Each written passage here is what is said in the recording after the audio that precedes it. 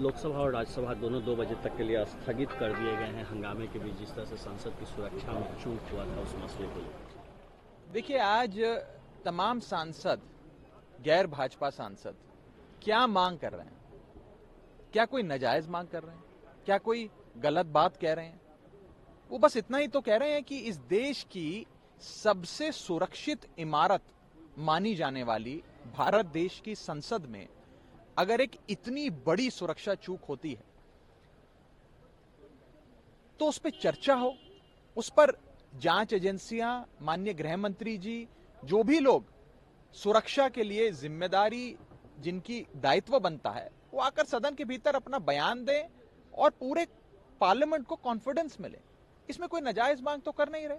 आप खुद सोचिए कि अगर कोई शख्स आज भाजपा के मेंबर ऑफ पार्लियामेंट के बतौर मेहमान उसके हस्ताक्षर से विजिटर पास बनवाकर दर्शक दीर्घा में पहुंचता है, अपने साथ गैस कैन, स्मोक कैन जैसे पदार्थ लेकर पहुंचता है, तो कल को वो कोई और भी औजार साथ लेकर आ सकता था, कोई पिस्तौल लेकर आ सकता था, पॉइजनस गैस बॉम्ब लेकर आ सकता था, पॉइजनस गैस कैन लेकर आ सकता था, कोई भी वस्तु ला सकता था, कोई अनफॉर्चुनेट इंसिडेंट हो सकता था, किसी को चोट पहुंच सकती थी, जान माल का नुकसान हो सकता था।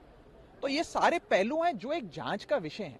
इस पर जांच हो और पार्लियामेंट को कॉन्फिडेंस में लिया जाए, कम से कम इस पर एक छोटी सी चर्चा हो, ये हम सरकार से मांग कर रहे हैं। मुझे लगता है कि सरकार को ये मांग स्वीकार करनी चाहिए, क्योंकि ये किसी पार्टी विशेष की या दलगत राजनीति की बात नहीं है, ये इस देश की सबसे सुरक्षित इमारत भारतीय संसद की बात है।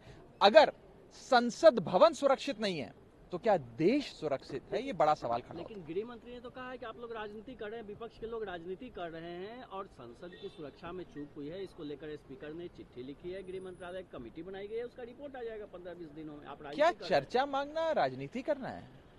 क्या इतनी बड़ी सुरक्षा चूक हो गई उससे उस पर सरकार से जवाब मांगना कोई राजनीति करना है? अगर हम सरकार से जवाब नहीं मांगेंगे तो किससे जवाब मांगेंगे? आप मुझे बताइए। मुझे कोई ऐसा शख्स बता दीजिए जिससे जवाब मांगना चाहिए। हम किससे जवाब मांगे?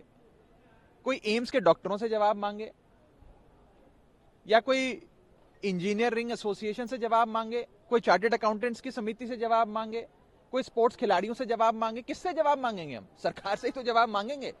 तो जब सरकार से हम जवाब मांग रहे हैं तो सरकार कह रही है आप राजनीति कर रहे हैं। अरे हम राजनीति नहीं कर रहे, हम जवाब जानना चाहते हैं कि कैसे ये सुरक्षा चूक हुई।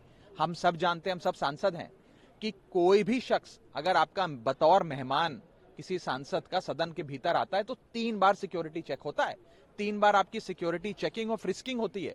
आपको साधारण सा बॉल पेन, मोबाइल फोन तो दूर, एक साधारण सा बॉल पेन तक दर्शक दीर्घा में ले जाना इजाजत नहीं होती ले जाने की।